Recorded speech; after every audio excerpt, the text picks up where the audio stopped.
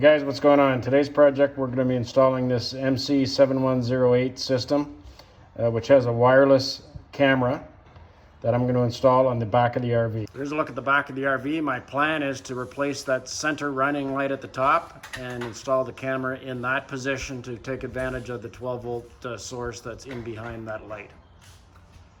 My plan is to use the existing housing, pop the lens off, use this existing black housing on that running light, modify it as required to accommodate the bracket for the camera. Look at that bracket I was just talking about that will mount in the position of the center running light. Okay, I just need to pop this lens cover off. So you just get a small slot screwdriver, give it a bit of a twist,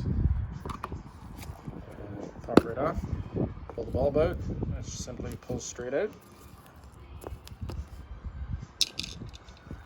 Now we have two Phillips head screws we need to remove. What we've got here is a plastic razor blade so I don't scratch the RV at all, and thin metal putty knife. So I'm going to go ahead and work at getting this silicone around from the housing. Okay, I've worked the majority of this silicone off. I found that the plastic razor blade worked the best.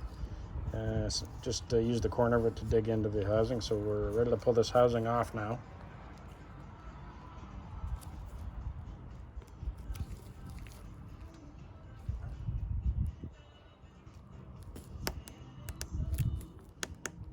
So I got a bit of a grab at the bottom there. There we go. All right, so I can unplug this socket, and then I'll clean up all this old caulking, so we'll need to reseal that after we've made the modification. To remove the socket, it's a simple quarter turn, and then it'll pull out the back.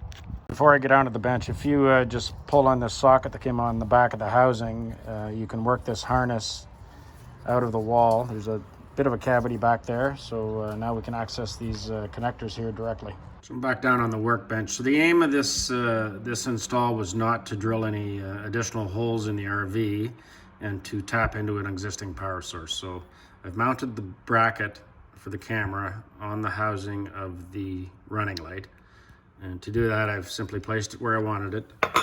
I've drilled two holes, 1/8 of an inch each, to accommodate some self-tapping screws, so I can reinstall the housing in the original screw holes that we have, and then once I've run the wires in the hole, which the kit comes with a grommet, so I can seal that with a grommet and a bit of caulking, then I can install the bracket on top of the housing with the self-tapping screws. And here's a shot of what it looks like with the bracket installed and the self-tapping screws in place. Back up at the ladder, I just had a test light on these wires to determine which one has power, and it's the white wire with the green stripe providing power, and the plain white wire is the ground. So I've just quickly tapped into this socket before I disconnect this this crimped harness to make sure the camera works. So I've got the camera up there on the roof of the RV. Let's jump in the truck and have a look. Okay, we're in the truck. We see we've got a good test with the camera. You can see all my neighbors to the north. Just a note that if you're going to do this test before you're making your connections permanent, you need to be plugged into the tow vehicle, into your truck. Okay, I've clipped this old socket off. I also clipped the ends of the wires for the ground and power here. So now I've made the connection for the harness for the camera. Make sure that I have the light housing through there as well as the grommet. And now I'm going to use a crimp connector with some shrink tubing on this to finalize this connection. Okay, I've made my connections with these crimp connectors.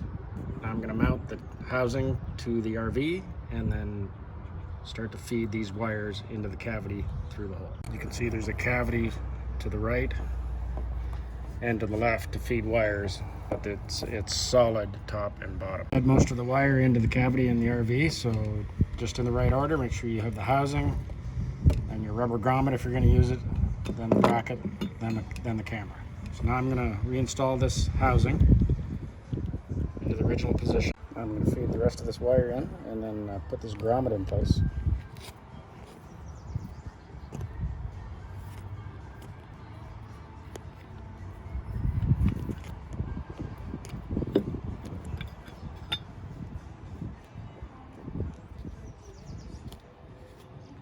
Okay, now I have the mount in place, and I can put the small hood that comes over there and attach it to the bracket, and then we're good to go.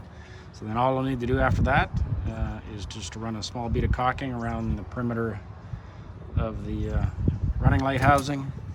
And if you're at all concerned about water penetration with the grommet, you could always run a bead across the top and around where the wire is. And here's a shot of the camera on the back of the RV.